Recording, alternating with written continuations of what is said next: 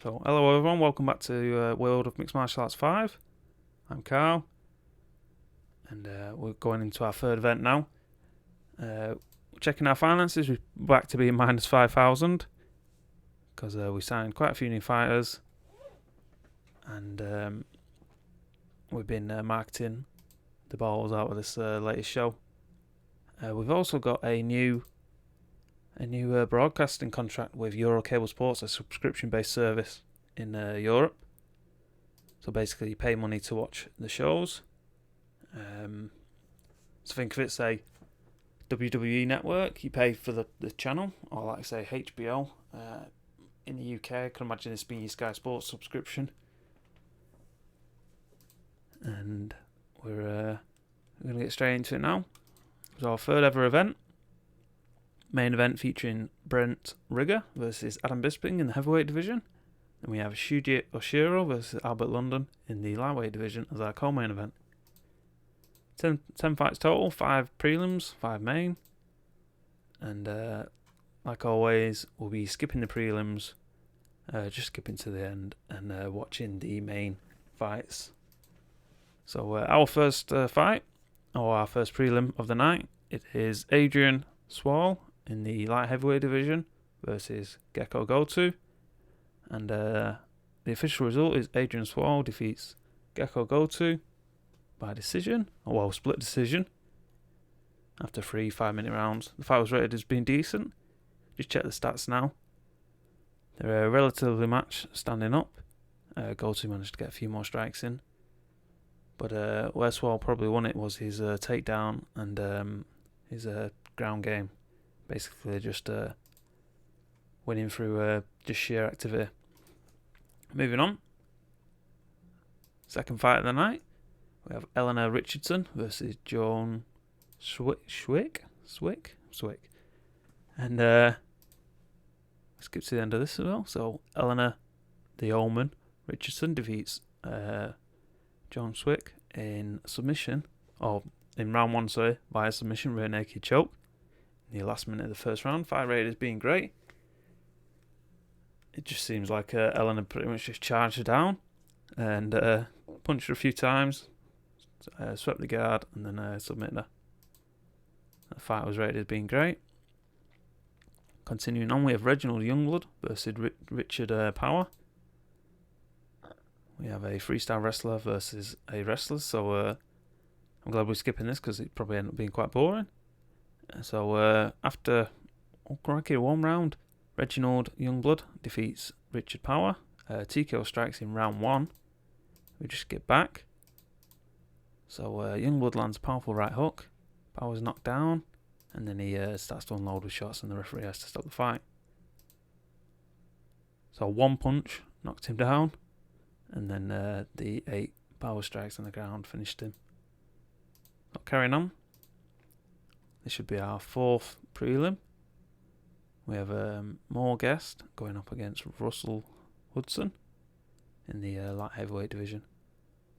Russell Hudson manages to knock out cleanly more guest in the first minute, or just after the first minute in round 1. Fight was rated as being good. Another relatively eventless fight other than the 3 strikes. Carrying on. So now our last prelim, we have Lewis Deal versus Melvin Campbell in the light heavyweight division. This is the first fight for both of the fighters, and Lewis Deal is a massive favourite. Melvin Campbell a massive underdog. Kickbox versus Aikido. And we're going to skip to the end because it's prelim. And the result, Jesus Christ, the underdog. No, I'm reading that wrong. He's a favourite being a minus. Melvin Campbell manages to win via TKO strikes in round 1. So Lewis Deal was destroyed there by the look of it. And the favourite wins, so I got that mixed up then. But moving on to our main card, we open the main show with Cody Franklin versus Rodolfo Camara. And this is a heavyweight fight. Cody Big Shot Franklin is 0 for 1 versus a 7-1 for Rodolfo Camara. So we're going to start the timer now and let it play through. And we'll just voice commentary. So Camara quite a lot of underweight. We step straight in. They're starting to strike. Camara managing to get the better of the strike so far. Also using leg kicks.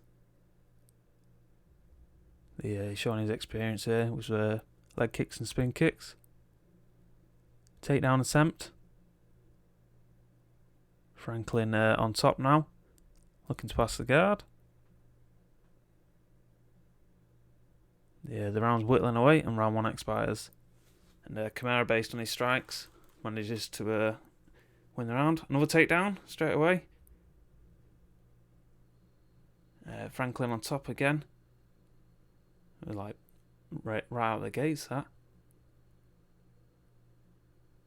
Camara managing to keep it safe though on the ground. The referee stands him back up due to lack of activity. Nice straight out from Camara. Camara's definitely in front when it comes to striking.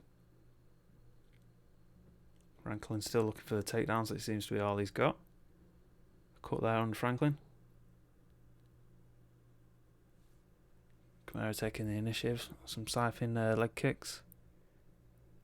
More leg kicks, and round 2 comes to the end. And Camara again taking that round. So unless Franklin manages to stop him in this one, it might be over. And he'll be 0 for 2. Another leg kick. Now into the third and final round. Spinning back kick to the chest. So Camara pulling out all the tricks today. So leg kicks, body kicks.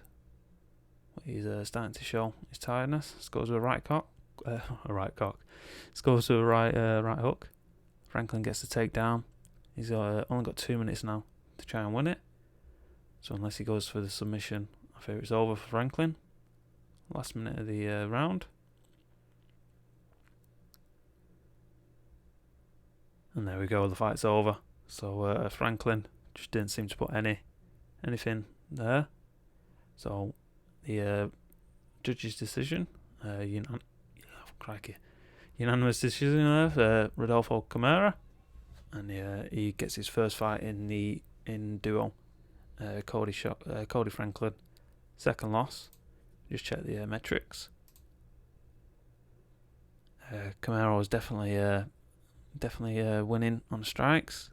He did get taken down 3 times, but Franklin wasn't really able to do anything on the ground. So Rodolfo Camara celebrates his DUWO career with a win. Celebrates starting his career with a win. And we move on now to our second fight, in which we have Tomasz Sugimura. I butcher all the Asian names, by the way. Versus, just as I said that, I read Matas' surname. So we have Matas Kowski. This is going to be a continuing theme. I can't read anyone's name unless it's written in Queen's English. So we have the 18-year-old Tomasz Sugimura, already lost 1 fight, versus the 5-0 from Poland, Matas Kowski, who's also the favourite. Krav Maga versus wrestling, but quite a big weight advantage for Tomasz. Let's go straight in. Both fighters touch gloves. And Kowski going straight in for the strikes. So landing quite a few now. Kowski keeping Tomasz away from him with strikes. Whilst Tomasz will be circling around looking for the takedown. Nice roundhouse kick there. And the round's really ticking away now into the last few seconds. And round 1 expires. So Kowski earns that based on his striking. And round 2 starts. And Kowski straight back to striking. But starting to show his tiredness now. If he does get tired, then Tomasz might be able to get the takedown and just smother him. There we go. Knocked down there. Kowski moves in, raining down punches. Halfway past the round. Kowski goes for the armbar, but Tsujima blocks it. Another armbar. Tsujima blocks it again. He's now on his back, attempting to pull guard. Moves from a side control. Oh, rear naked choke. It doesn't allow the arm to go under the chin. And round 2 ends. Kowski again. Very dominant in that round. Third round begins. Don't get a chance to breathe. A side kick to the legs of Tsujima. Kowski doesn't have any energy left. But Tomasz just offering nothing in response. Just turning up to get paid by the look of it. Beauty of a straight that right there from Kowski. Low kick to the legs. I get extremely exhausted. Goes with a right cross. Tsujima comes looking for the takedown in the final minutes of the round. Just ends up pushing him against the cage because he can't get it. And that's it. The round ends. So the judges are about to announce it, and unanimously they have picked Tomasz Kowski as the winner. Definitely agree with that there. We checked the metrics. Tomasz was doing nothing. Yeah, weren't offering anything in response. Just seemed to be getting punched up. Moving on to our third. Is third? I think it's the third fight. Moving on to our third fight, we have Timmy Jukes versus John Evans. Timmy Jukes, the Australian from Perth. Versus the fellow Australian John Evans. John Evans' first fight, kickboxer versus another kickboxer. Heavily favourite is Timmy Jukes with his 8 fights. Similar ages, on 2 years difference. And we're going to get straight into it.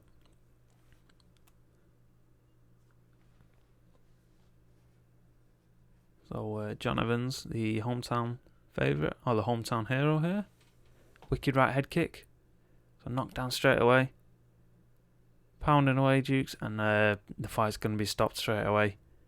So within the first minute, Timmy Jukes manages to TKO strikes victory.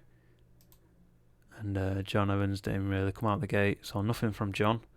And Timmy manages to win with three main strikes and then 6 on the ground. So a very quick fight there, rated as good. He's called out Shuji Yoshiro at the end of his round. Speaking of Shuji Yoshiro, we'll now move on. And it's Shuji Yoshiro versus the Batman, Albert London.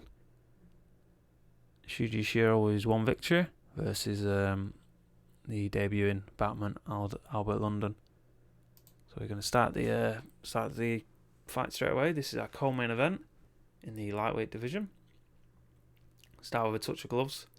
Nice straight there, that lands hard. London's starting to use his wrestling. Pushes him up against the cage. Yoshiro manages to swap it around, goes for the takedown. London grabs the cage there and gets a warning off the referee. Yoshiro goes for a takedown again, he manages to get the outside trip. Yoshiro blocks London as he tries to sweep. Halfway through the round now. Yoshiro manages to straighten him out, goes for the arm triangle. And he manages to get the arm triangle there in full mount. So your winner by submission, Shuji Yoshiro. And the fight was rated as being good. So we're not doing bad for finishes so far. But now we move into our main event. So Shuji Yoshiro thanks his sponsors, etc.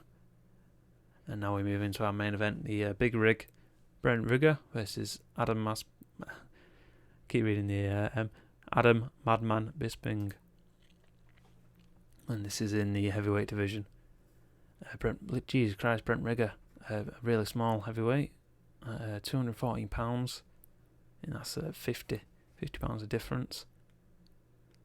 Adam Bisping the grappler, so 50 pounds is going to certainly help him wrestle Brent Rigger about.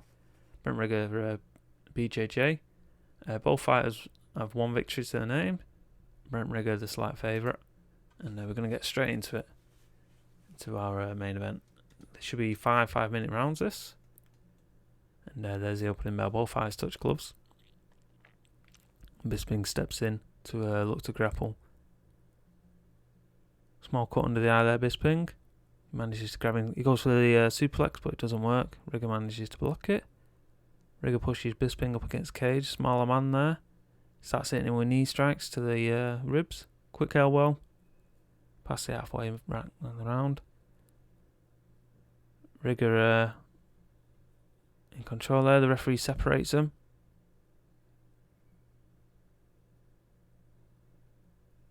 Rigger managing to outstrike Bisping so far. We have a takedown attempt from Bisping. He goes for another one. He manages to get takedown by a suplex.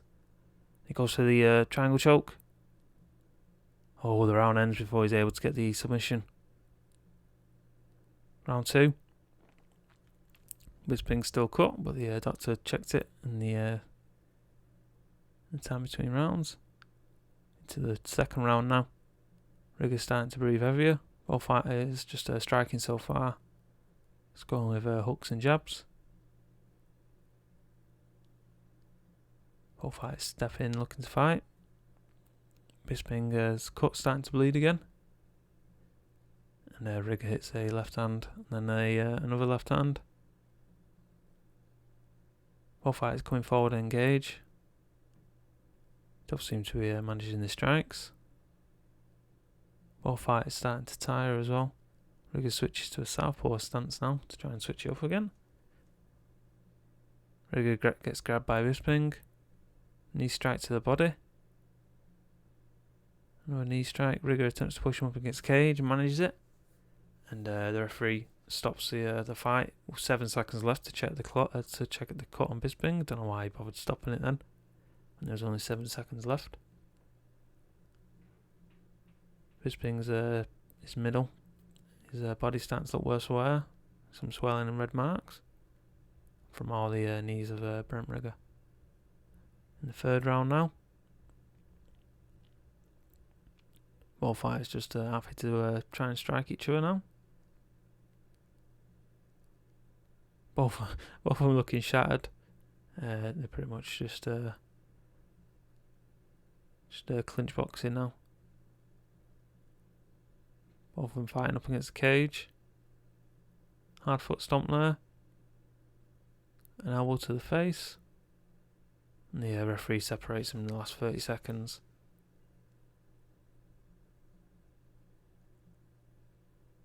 Just some more strikes now in the clinch. Both fighters are extremely tired. And there we go, time expires when it comes to the end of round 3. But because it's the main event, we have 5 rounds. I might look into changing that next time. Both fighters are extremely tired now. Bisping goes for the suplex, but doesn't manage to get it. Just pushing him up against the cage now. Rigger managing to strike him. A few elbows, a few knees.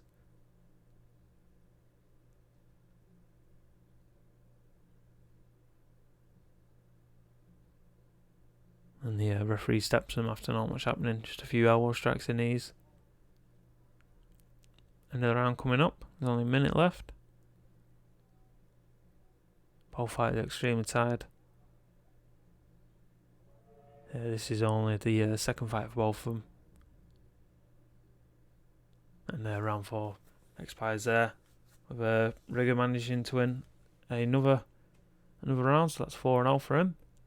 So unless Bisping manages to stop him now, it's all over for him. Bisping goes for the takedown. Rigger gets his brawl, manages to stop it. Another takedown attempt, but Rigger manages to stop it again. And Bisping will just be tiring himself out now. Some strikes, not much happening. We're moving into the almost the final minute of the round. Both fighters extremely tired, just falling into clinches and just pretty much touching each other up against the cage. Moving into the final minute. Some more knee strikes, some stomps. Knee strike just above the hip. Rigger hits a knee strike to the thigh. And there we go. Round 5 ends. And the judges' score now being calculated. All judges score it 50-45, which means Big Rig, Brent Rigger, manages to defeat Adam Bisping by a unanimous decision. The fight was rated as being decent. Just check the metrics now. Barely anything from either fighter. I mean, 30 punches over the course of 5 rounds, not much. 8 kicks. Bisping may as well just not turned up. But that was our main event for Down on the World Order 3. We're going to move on now to the after show. So we just check our ratings. We had 359 people in Queensland for a gate of 23,000.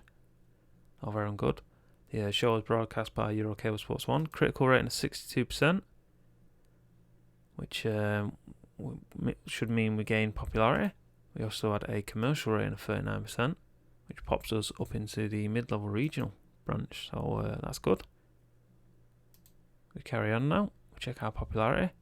Minimal popularity gain across the board because of the subscription-based channel. But we'll see how much money we've earned, see whether it warrants it. So post-fight events and award bonuses, we took them down last time because they were costing us quite a bit of money. So Shuji Ishiro manages to get the fight of the night and the submission of the night in his round 1 submission over Albert London. And then Russell Hudson manages to get the knockout of the night over Moore Guest. So the awards are given out, and now we check our finances. And we took a total gate receipt of 23,000. We earned 10,000 in sponsorship, well, almost 11,000. And from our subscription service, we earned 26,000 and 2,000 in merchandise. We paid 24,000 out to fighters, 13,000 out to production because it's a television-based show, and it means we got a grand total of 25,000 positive. Quite a few fighters getting quite a lot of money there, but that must be from being in the main event or co-main event or whatever they've started. Be their bonuses that knock it up to that. So we've certainly done well there. The only problem is that because it was a subscription service, we barely gained any popularity. So we're going to have to do a bit of both. We're going to have to do some fights, just normal shows to boost popularity. If we put it on SportsTube, we'll get lower popularity. We'll get more popularity everywhere, but it'll mean that our fighters start to be a bit more attractive for like the regional markets. So we'll just check our finances now. We're up to 20 grand now, so we doubled our money since the start of this stream.